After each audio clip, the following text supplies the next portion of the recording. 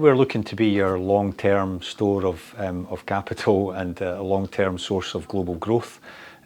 So that's really delivering strong long-term compound returns over time in a fairly diversified fund. Our philosophy is based on what we call future quality, and it's based on the belief that businesses that show improving returns on capital really outperform the market over time.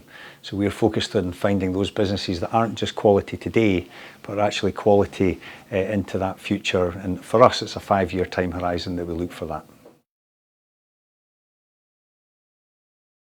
When we talk about future quality, we think about businesses that can sustain good levels of profitability into the future. And we've got 4 key pillars that we look at within that context: the franchise quality, the management quality, the balance sheet quality, and then finally the valuation. So the first one would be franchise quality and what competitive advantage that business has. The second one is how management are really looking after that competitive advantage. How are they allocating capital to grow the business, but also improve the profitability as they really sustain the franchise over time. The third one's about how it's financed. So how's the balance sheet? How are they funded? We don't want those businesses to be reliant on debt. We want them to have good cash flows that helps them grow their business over time. And then the last one is typically Scottish. It's about valuation. We don't want to overpay and make sure that we pay the appropriate price for the quality that we're accessing. I think we've got a couple of challenges. The first one is inflation and what the right level of inflation is longer term. And that's really based on some of the forces that have been going in our favour for inflation over the last 10 or 20 years, where we've been outsourcing production to China, we've had technological progress, the free movement of capital and traded goods. And a lot of that is kind of going the other way. So migration is becoming more challenging. Free movement of capital is becoming a little bit more restricted. And as we know, trade barriers because of geopolitics are becoming more challenging as well. So it's possible that that longer term inflation rate is a little bit higher than we've been used to. And that impacts the valuation that we put on equities. And that's why there's a bit of a challenge in the marketplace today. I think a core focus for us is around healthcare and the big challenges that we face as a society to deliver better healthcare outcomes at a lower cost. Affordability of healthcare is a major issue for society, and we think the companies that can help to deliver that lower cost of healthcare with better outcomes will be, big winners over the long term. So we've got quite a few of them in the portfolio today.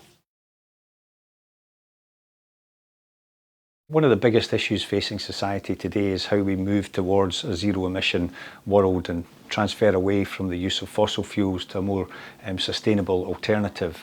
And that's also about energy security, whereby Europe in particular is dependent on imports of oil and gas, and they would like to have a more secure and sustainable alternative. We think the deployment of wind and solar and increasingly hydrogen and green hydrogen powered by that wind and solar power will be a future energy source for the world to really help that migration, that energy transition. And we've got a whole range of companies in the portfolio today, around about 17% of the fund, that directly plays into that solution for those problems. We've got some challenges around inflation and the challenges today, but I think we shouldn't get too bearish. We should be optimistic. The banking systems around the world are well capitalised and are in a position to sustain some of the shocks that we're experiencing right now. So systemic problems don't look like they'll be an issue from that point of view. In that respect, we'll find new areas of innovation, new areas of leadership will emerge in the markets as things settle down, whether that's healthcare or the energy transition companies that we're excited about. These can be the areas that can drive the next bull market, and that's the way markets operate, and we think that's no different in the future.